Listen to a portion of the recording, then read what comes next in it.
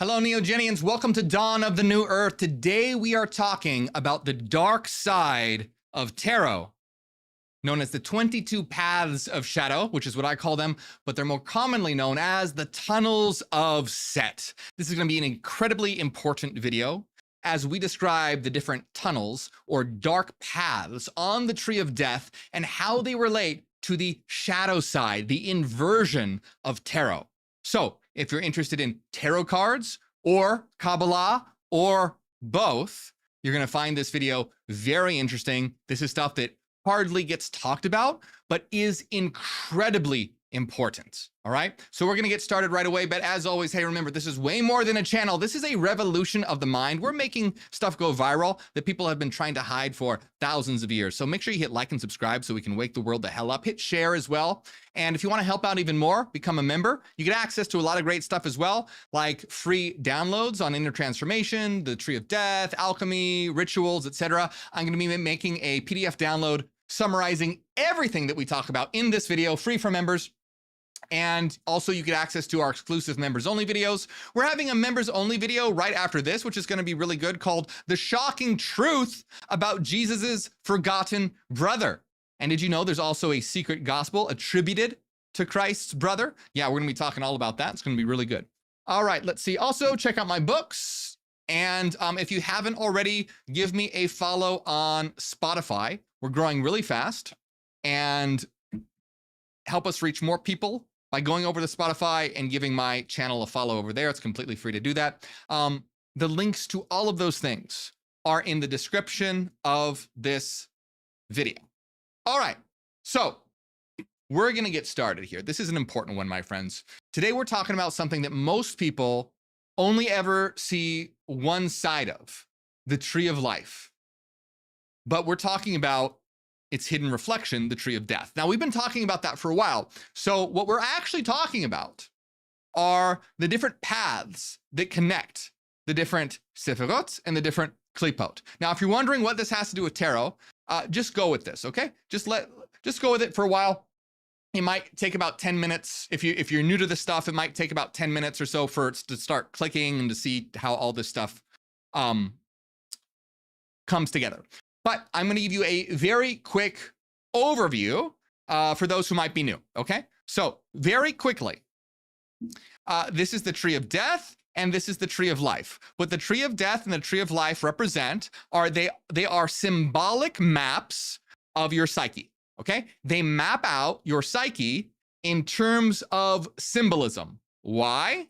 Because your mind, your unconscious, communicates in symbols, not in language. It communicates in the language of symbolism, you could say.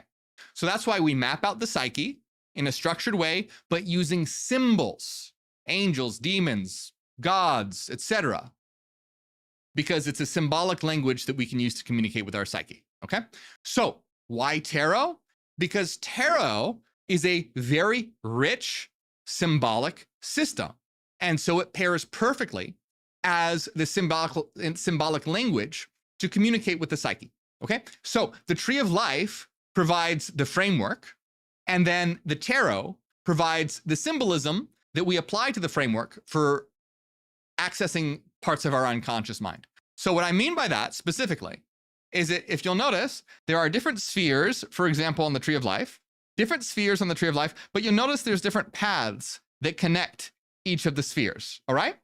Well, each of the paths are associated with a tarot card.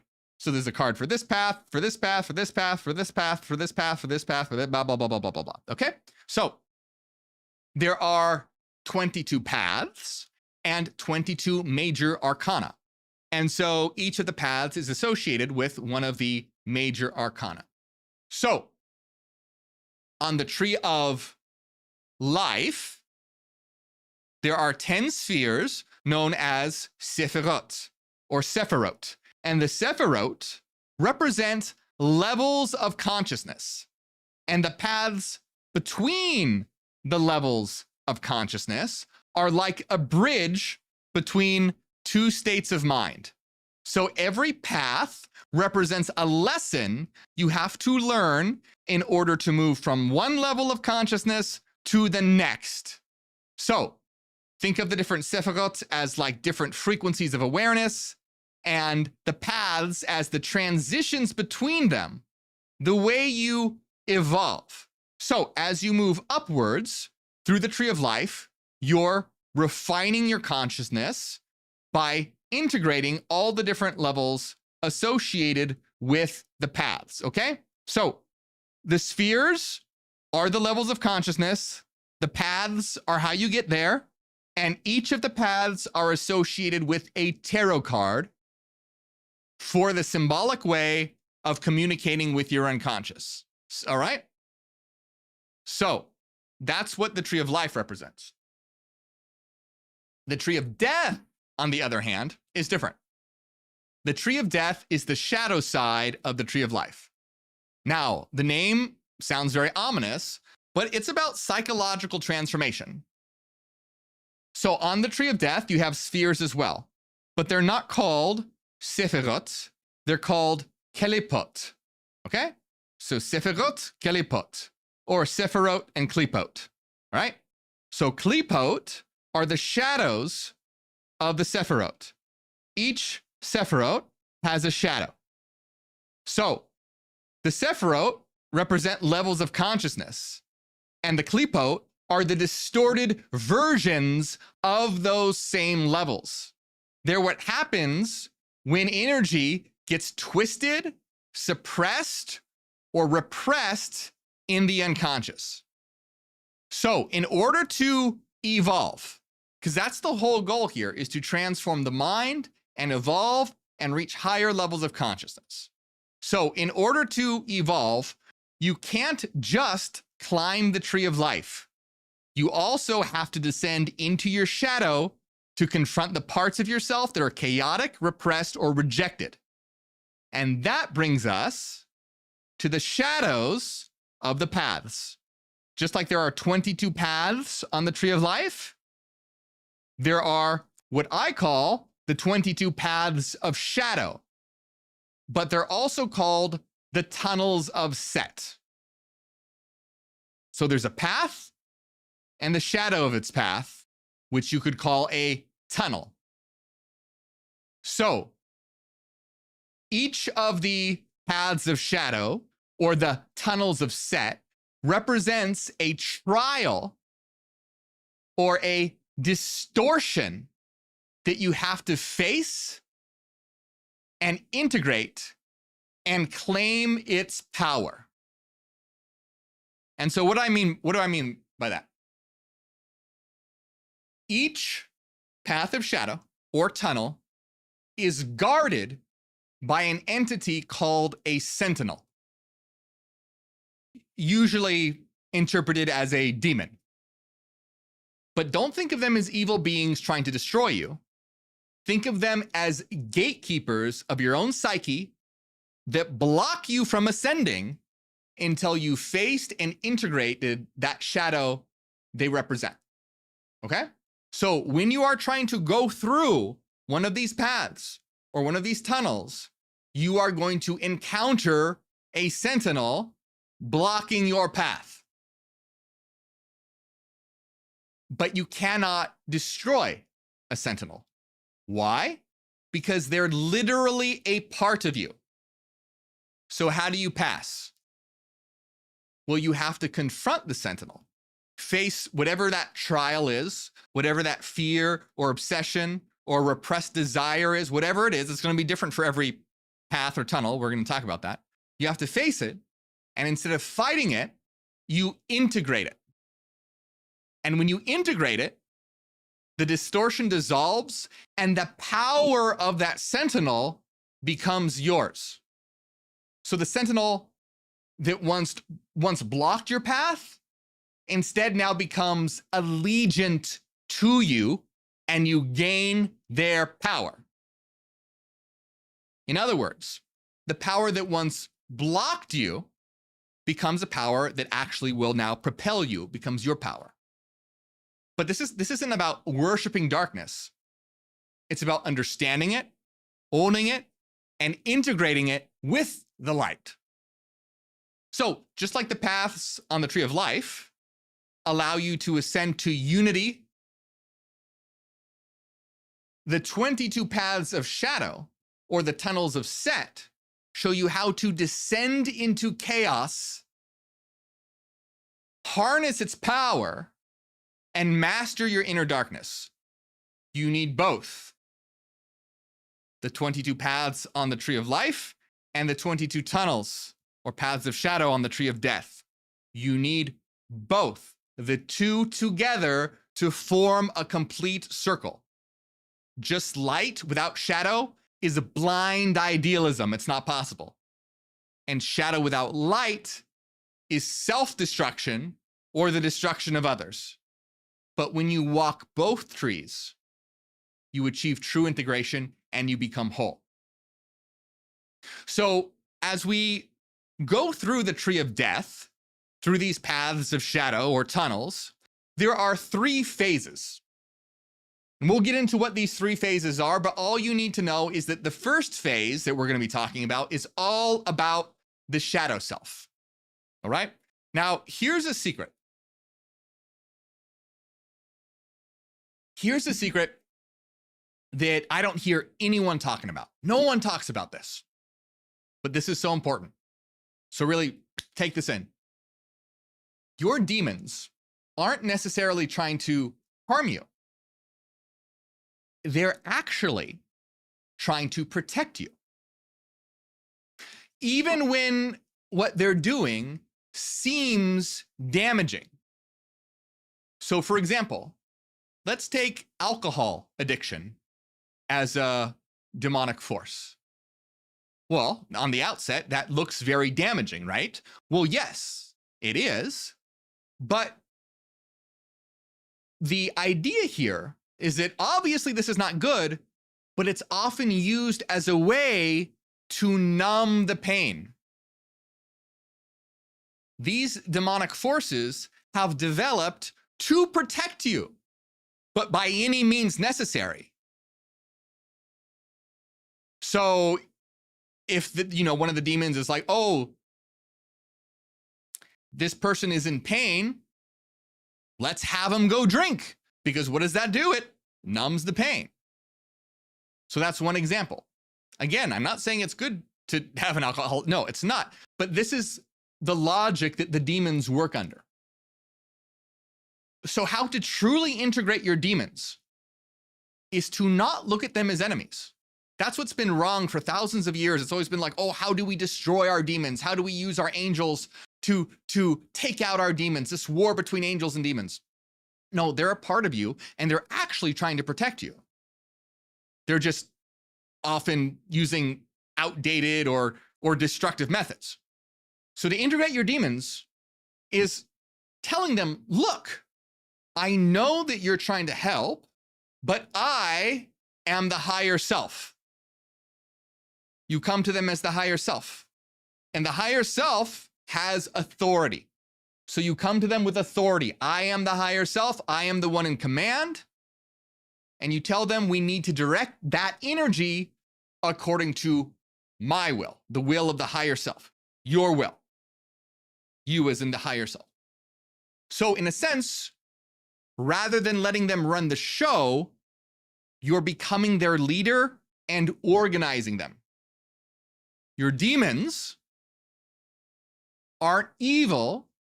They're protective mechanisms that form to keep the psyche safe, even if those methods are destructive or outdated. So integration is about recognizing their intention, reclaiming control, and reassigning their energy under the command of the higher self, your true self. So your demons don't need to be destroyed. They can't. They need to be led under your leadership. Okay, so this might sound really abstract, but let's actually start, okay? So we're gonna start doing this. We're gonna talk about 2 paths or 2 tunnels today. So let's see here. Like the paths are associated with tarot cards, the paths of shadow or the tunnels of Set are associated with the dark side or shadow versions of those tarot cards. So I have actually developed specifically for this purpose 22 paths of shadow of the shadow cards. Okay, so we're going to be going through these and understanding the different paths. You don't have to use these, but I'm going to be using them to illustrate the paths and the sentinels that guard them as the shadow forms of the major arcana of the tarot. Now, if you want these, I've made them available. The link is in the description of this video. You can get them if you'd like. They come either with the black edges or without the black edges. Just one is cheaper than the other, so you can get a cheaper version if you want. Okay? So what we're going to be doing here is we're going to be examining each of the paths. Now, there's one little detail that I have to mention that's just very minor. So I printed this diagram out. This diagram is not completely accurate for what we're doing for one reason and one reason only, and that is there's supposed to be a path here and a path here, okay? So when we get to that part, I'm just going to illustrate that by overlaying it with this, right? So you can see there's supposed to be a path here and a path here. So I'm going to be doing that to illustrate that. So it's not a big deal. I just wanted to let you know. I just didn't have time in Photoshop to add those in, okay? So let's start doing this. So the first path or shadow or tunnel is, okay, one more thing that I have to say that's a little weird. This is called path 32 or tunnel 32. Why is it called number 32 if there's 22 paths or 22 tunnels? Well, here's why. Because on the Tree of Life, there are 22 paths, but there's also 10 Sephirot. And the Sephirot are added to the paths to get 32. So you get 10 plus 22 equals 32. All right? So there's 22 plus 10 Sephirot. On the Tree of Death, there's 22 plus 10 Klipot, but there is an 11th, and that's an exception and a special case. We'll talk about that at the end. You don't need to know that for now. But just so you know, that is the reason why we are beginning with number 32. All right? So normally you think, oh, we're going from, because we're starting from the bottom up. Again, if this sounds kind of confusing or complicated, remember, it's one of those things. There's a lot of new, if you haven't seen my other videos or only a couple of my other videos, there's a lot of new stuff here. It will start to click and to fall into place. Think of it like dreaming. Let it wash over you for a while. Don't try and logic it too hard, because this is a system for symbolically communicating. So let's start. The first path that we are exploring. And you know what? I'll use this right away. All right. So the first path that we are exploring goes from Lilith to Gamaliel. Now, in addition, I know this is a lot, but in addition to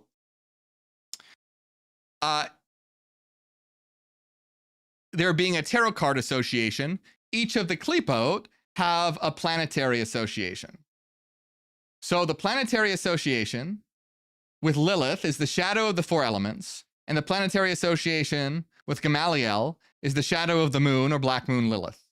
You don't have to know that too much. It's not super important. Also, by the way, this is not the symbol for Earth. It's actually the alchemical symbol for salt.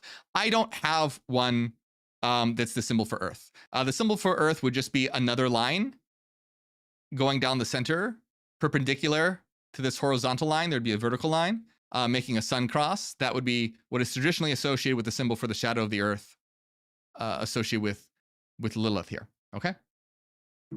All right. So the tunnel that connects these two, Lilith to Gamaliel, is called Thantifax, right? So this is Thantifax, path or tunnel number 32, which is the shadow of the World card in the Major Arcana of the Tarot. So if we were on the Tree of Life, the path right here would be the World. On the Tree of Death, it's the path guarded by Thantifax, the Sentinel Thantifax. So what are we actually talking about here? Well, let's see what we're talking about here. This is Lilith, this is Gamaliel, this is the path between them. So successfully navigating the path of shadow would mean going from this level of consciousness, reaching up to come into contact with this level of consciousness. So what does that mean? Well, Lilith represents the shadow of the material world. She's the shadow of Malchut or Malkuth. Malkuth is the world. Now you see why it's associated with the World card. So this is the shadow of the material world. That's what Lilith represents. So that means everything physical and external that can seduce or distract you. It's also the shadow of the four elements. So you can leave it as the shadow of the four elements or the shadow of Earth itself. But it's things like sex, money, fame, beauty, entertainment. Not that any of those things are necessarily bad, but they can be distracting. Things that keep us attached to the external surface of reality. All right? That is Lilith. Now, Gamaliel,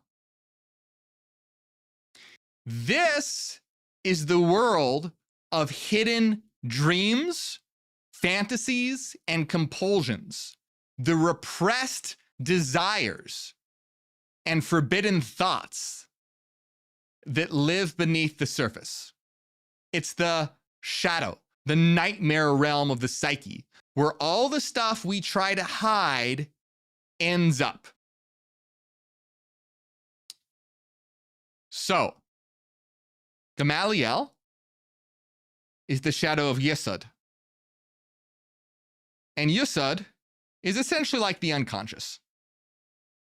And so this is the shadow aspect, all the chaotic aspects, all the destructive aspects, all the hidden aspects. So Thantifax, as the connecting path or the connecting tunnel, connects these two worlds, the dark side of the outer world and the dark side of the inner world. In tarot, it's the shadow of the World card. Now, normally the World card represents wholeness and completion or being in harmony with the universe, but in its shadow form, Thantifax shows what happens when you deny the existence of your shadow self. In other words, when Thantifax blocks you, you become completely unaware that your shadow self even exists. You ignore it. You repress it. Now, Thantifax doesn't do this intentionally to harm you, remember, but to protect you. To protect you from the dark parts of your mind. So what happens? You get lost in the distractions of Lilith, chasing pleasure, attention, validation, while your repressed desires, your nightmares, your compulsions are festering beneath the surface in Gamaliel. And because you never acknowledge them, they rule you from the shadows. Your fears, your addictions, your insecurities, they pull the strings from behind the scenes. You think you're in control, but you're not.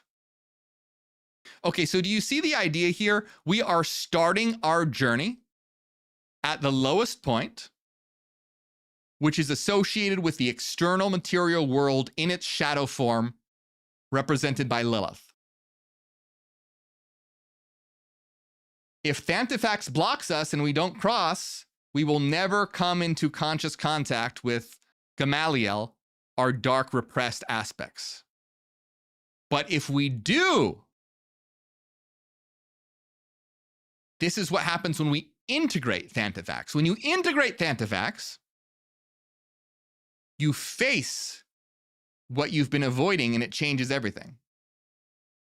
So integrating Thantifax means the very first step in beginning to sense the darkness in the world around you and within yourself, okay? So what this means, most people are completely unaware of their shadow self, their inner darkness, or the inner darkness that controls the world. So successfully integrating Thantifax, this is the first step. So what that first step is the simple acknowledgement. Oh, it exists. I acknowledge that I have a shadow self and that it controls me from behind the scenes. I acknowledge that the world, that everyone has a shadow self and they are controlled by it from behind the scenes. You see the difference? Blocked, Thantifax the Sentinel keeps you from ever touching that higher level. And you're blind to it. You don't even acknowledge that you have a shadow self. You don't even know that you have a shadow self. Integrating Thantifax is the first step on our journey.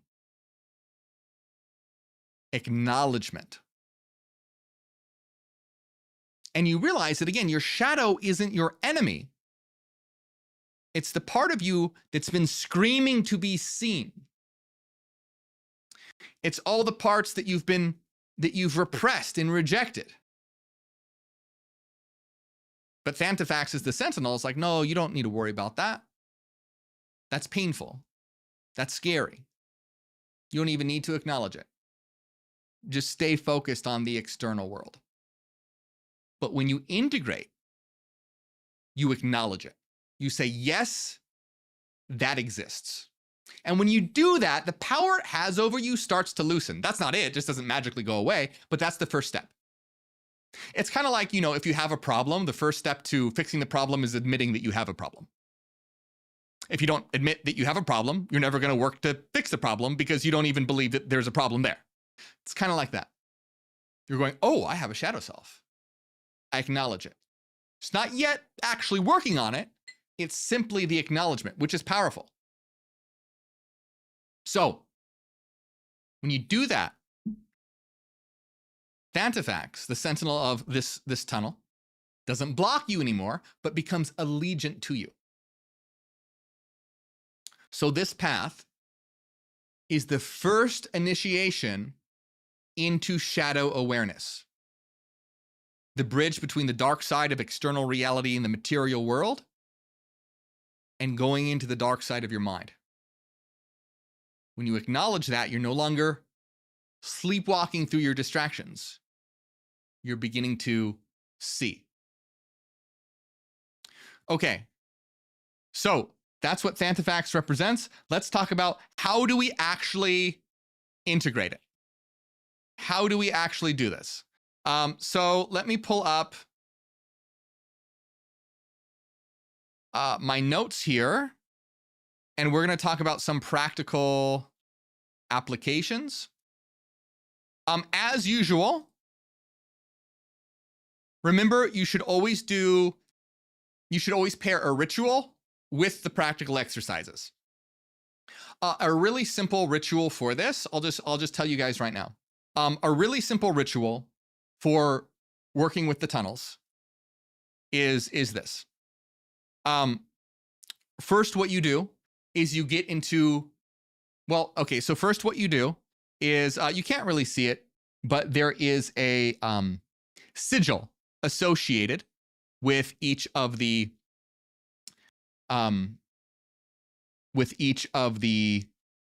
tunnels, okay? There's a sigil. For those who are members, I'll eventually make a a printout for all this, so you'll be able to see exactly what the sigil is and everything. So you draw the sigil, you place it before you, and then you get into a meditative state, and then you intone the name of that sentinel, kind of like a mantra. So it'd be Than, Tiva, etc. It would be, you use it as like a mantra until you feel, you just go with it until you feel you've done it enough. Then what you do is you imagine yourself entering into the imagery of that path and having a conversation with that sentinel. And then you ask it certain questions like what it wants, what it's trying to protect, or anything else. This is in Jungian psychology, this is known as active imagination. You're dialoguing with a part of yourself by giving an image to it. So this is part of you. It's not some scary demon out there. It's part of you. You're giving an image to it and you're dialoguing with it. This allows you to have a conversation with aspects of yourself. And if it feels like you're just making it up, like, well, it's because you are, because it is you. So you are making it up. So it's think of it like it's like daydreaming. It's kind of like daydreaming. So keep that in mind. Okay. Anyway, that's a really short, quick, and easy example of a ritual. Let's talk about practical application. Okay. So practical application. How do you integrate Thanthafax? Remember, these are just ideas to get the ball rolling. So here's the way.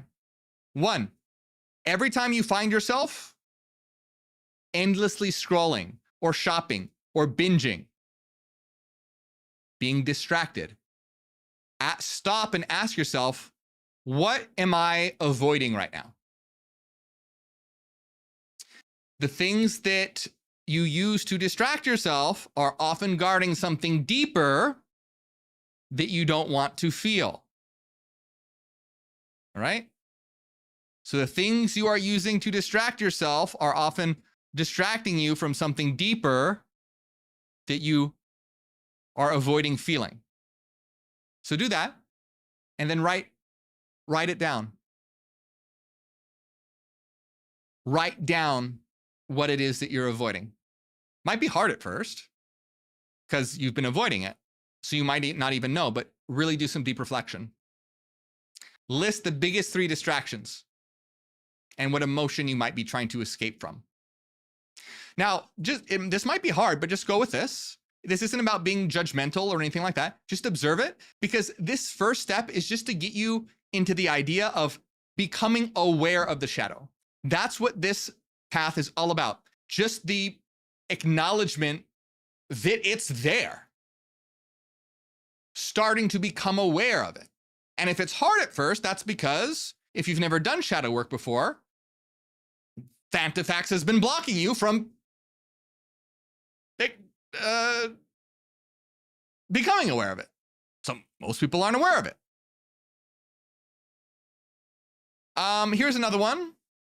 You can stand in front of a mirror, look directly into your own eyes, and say, there is a part of me I have ignored. I have a shadow self.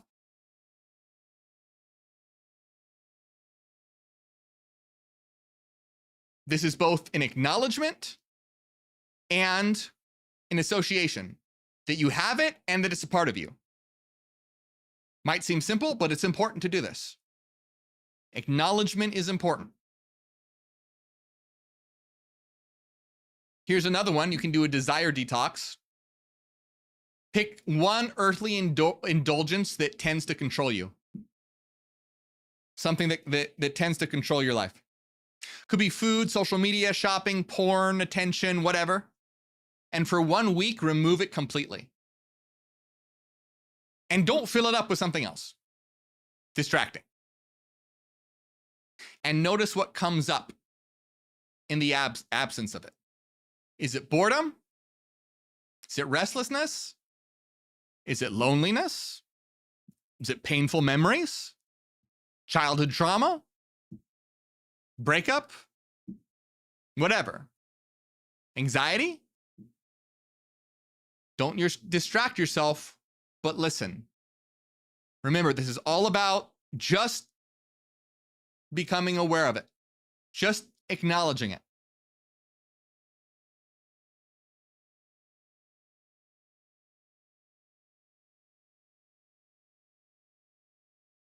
You can also have a daily affirmation where you say, I am both the light and the shadow, the outer and the inner.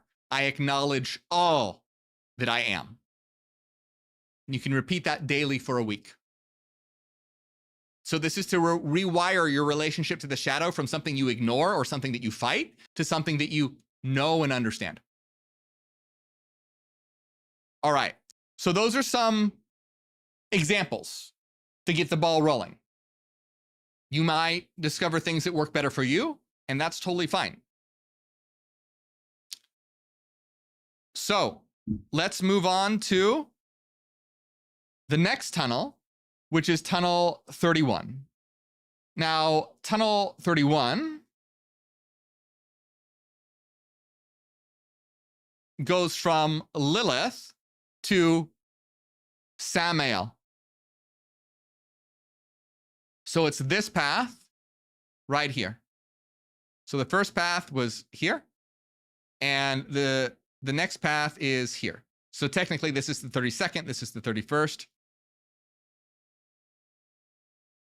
Just depending on how you're counting, it doesn't matter. You could say first and second too. It doesn't matter. But technically speaking, this is assigned 32. This is assigned 31. So now that we faced Thantifax, which is the first awareness of the shadow, we move to the next tunnel known as Shalaku. And Shalaku connects Lilith and Samael. So let's take a look at this next path or tunnel.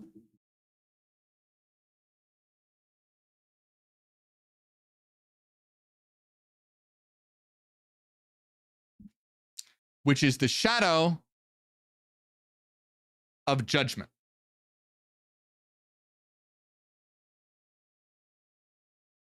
So there should be a path here and a path here, but this image doesn't have those. Here on the Tree of Life, the path is judgment. Here on the Tree of Death, the shadow is Shalaku that connects Lilith and Samael. So we talked already about Lilith, the shadow of the material world, everything external, earthly, sensual, distracting. Samael, on the other hand, is the shadow of the intellect. Planetary-wise, in terms of planetary associations, it's the shadow of Mercury or mercurial poison. So on the Tree of Life, you have Hod, which is the intellect, reason, logic, left brain function, analysis. But the shadow of that is Samael, and he represents doubt and cynicism that blinds you. So the tunnel of Shalaku bridges the dark side of the material world and the dark side of the intellect.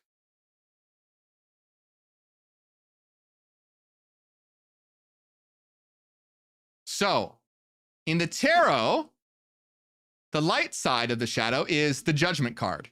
And judgment normally represents awakening. You can see these people rising from the dead, waking up. It's the inner call to wake up and transform, to rise from the dead, to begin something new. But Shalaku, as the sentinel, is the opposite. It's the part of you that says, stay asleep, stay in the dead world of the material. Okay, how is this different from Thantifax? Well, in Thantifax, you became aware that the shadow exists. Here in Shalaku, the question is, okay, you're aware that the shadow exists, but are you actually going to do something about it? And then this is where the resistance begins to speak. Shalaku uses Samael to whisper doubts and fears and anxieties in your mind. It's your intellect turned against you. You're not ready. You can't handle what's down there. You're not strong enough. You'll fall apart if you face it. So Shalaku's energy is the voice in your head that keeps you stuck and tells you that change is too hard, that integrating the shadow is too scary. Staying in ignorance is safer. But again, Shalaku isn't doing this to harm you intentionally, like most demons. It thinks it's protecting you. Don't go down there. Don't go in the dark. It's scary. And on some level, that's true. The shadow is dark and it's uncomfortable. But we need to be uncomfortable to grow. So when you are blocked by Shalaku, it's because, not because you're weak, but your inner sentinel hasn't realized that you've evolved. It's protecting the old version of you, the one who wasn't ready yet. You'll notice that a lot of your demons are trying to protect the child version of you. A lot of them developed in response to childhood trauma. A lot of the shadow self does. So the demonic aspects of you are usually trying to protect the childlike version of you. Because these were defense mechanisms that worked for a time. If your parents yelled at you for looking different or dressing weird, you repress that and stop doing that and put it in the dark side of yourself. And in a sense, that saves you from the pain of your parents yelling at you, the psychological pain that comes from that. And so it is a defense mechanism. But the thing is that they are outdated. You don't need that survival mechanism anymore. You're not a child anymore. So part of integrating is getting these forces to realize that you aren't a helpless child. You are the authority and you are the higher self. So integration here means taking leadership.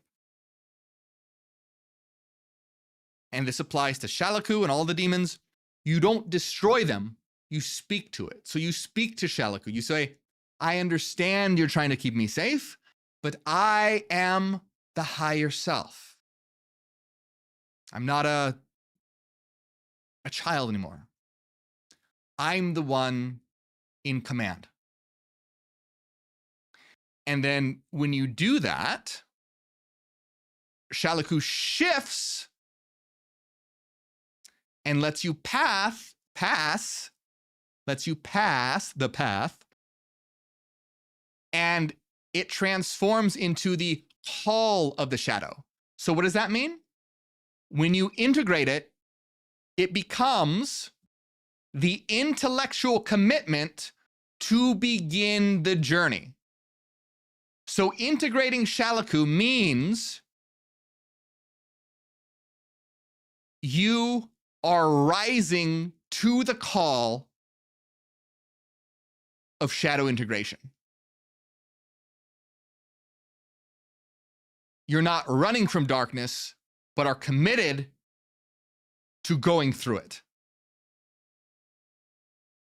In other words, this is the moment where you're not just aware that you have a shadow, but you commit to the call of beginning the shadow work. It's the pledge to explore, the resurrection of awareness from denial into transformation. So Fantifax is the awareness of the shadow. Shalaku is the commitment to begin the journey of integration. So do you see the very important difference there? Fantifax is the beginning. It's simply acknowledgement. Oh, I have a shadow. But you can acknowledge you have a shadow and then not do shit about it. You just go, oh, I have a shadow. Yeah, sure. I'm going to go play video games now. So Fantifax is the first step, acknowledgement. Shalaku is the second step, which is the intellectual, Samael, commitment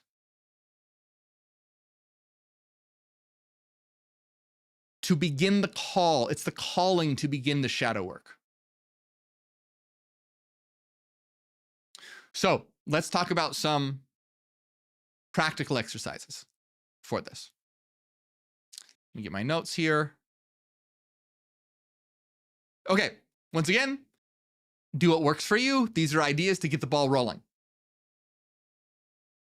You can do a ritual in the same way that I described doing a ritual for Fantifax. That ritual can apply to any of the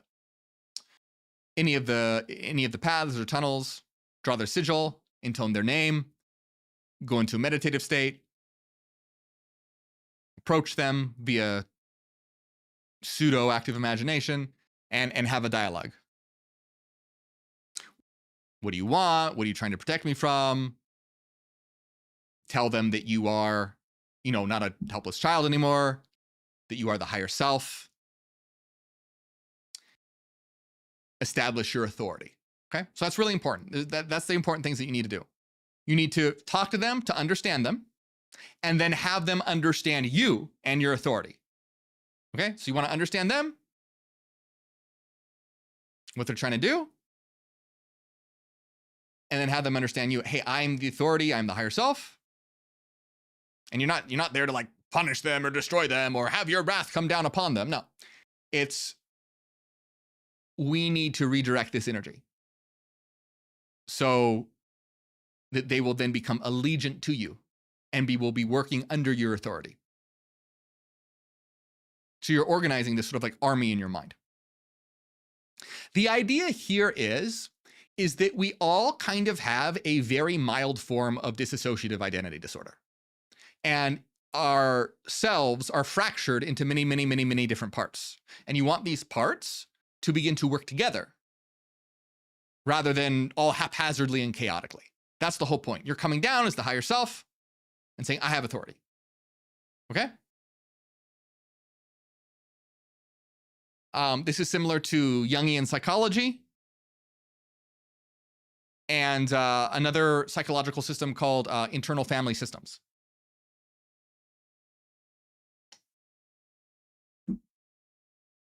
All right. So some exercises.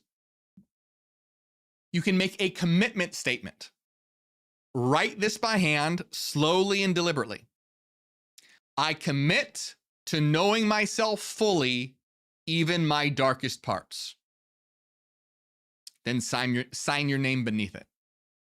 Either your name you were given at birth or a name that you prefer. Whatever resonates with your true self. Sign it. Say it out loud and then put it somewhere visible.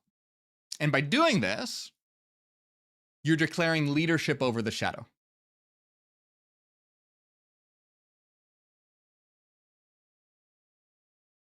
You can set a shadow alarm clock, right? Because when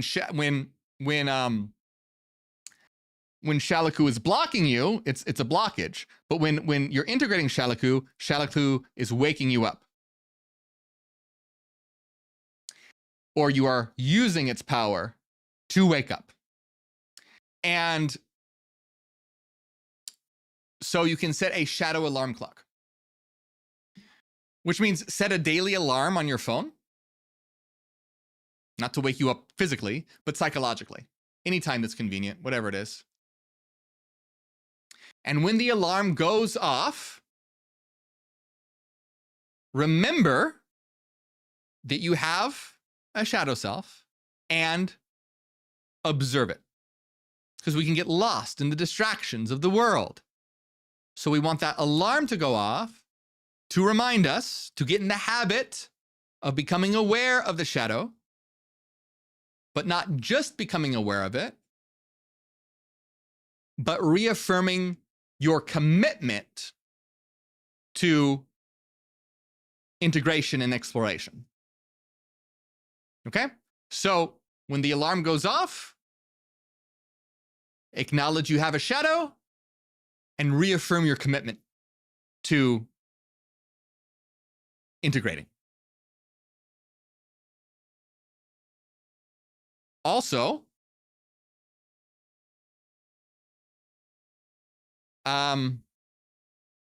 yeah, you just want to stay awake, stay aware. That's the whole point here. Stay awake, stay aware. It's easy to fall. You know, have you ever had a lucid dream and maybe you're lucid for a while and I know that I'm dreaming, but then you start to forget and you fall back into the dream state where you don't know you're dreaming anymore? It's kind of like that. We can, become aware of our shadow, but then with all the distractions of the world, we can just forget about it.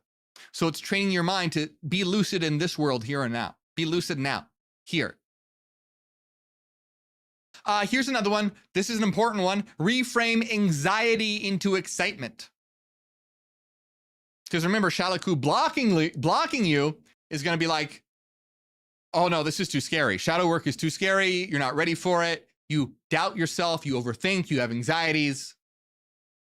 So reframe anxiety into excitement. Every time you feel that anxious energy about change, like a tight chest, racing heart, overthinking, pause and say to yourself, this is energy preparing me for transformation.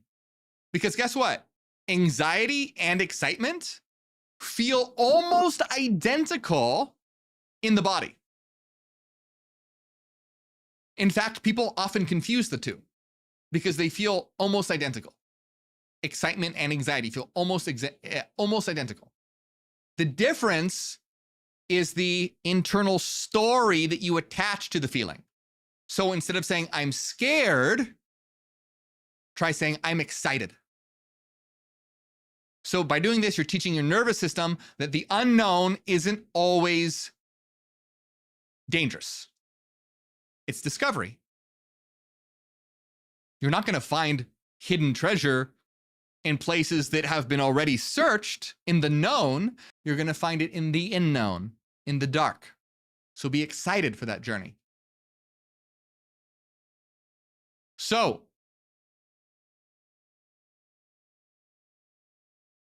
whereas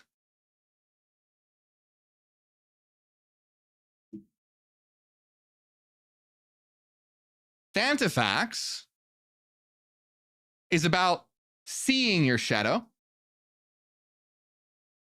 Shalaku is about staying awake to it and making the commitment to move forward on the integration journey, even when it's difficult and uncomfortable. So these two paths or tunnels are the beginning. The acknowledgement, the awareness, staying aware, and becoming committed to it.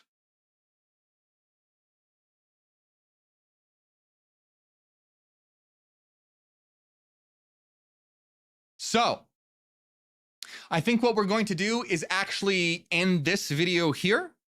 And next week, we will explore more of the tunnels, more of the paths. I'm still experimenting with how many paths to do per video. We'll see how many we do next week. If you want to continue doing this next week, let me know. Tell them in the comments. If you have any questions, if you don't understand something, if something seems confusing, let me know. Put it in the comments. It might be a little confusing if this is your first time seeing all this stuff, but just go with it. It'll make a lot of sense when you start to let this stuff wash all over you. Also, hey, as always, my friends, remember, this is way more than a channel. We're waking the world the hell up. So hit like, subscribe, share this video. Become a member. You get a lot of free downloads on the Tree of Death, Inner Transformation, Alchemy. I'm going to be making a video summarizing everything we talk about in this video, free for members. You get access to our members only videos. We're having a members only video right after this called The Shocking Truth About Jesus' Brother. Jesus had a brother. He also had a secret gospel attributed to him. We're going to be talking about that. It's going to be really interesting. And check out my books and follow me on Spotify. Please, that helps out a lot. Let's grow like fire over there. We're almost at 10,000. So links to all of those things are in the description of this video. Oh yeah, and as I said, if you want to check out these cards, they are available at the link in the description as well. All right, my friends, I hope you enjoyed it. Big shout out to everyone who supports, especially Renaissance Fairy, Cassidy, Angela, Dallas, Nusalina, Chris Magistus, Eric, Zombie Ninja, Seaweed, Happy Ninja, Sandy, Soul, Jennifer, Christine, Toronado, and everyone else. Thank you very much.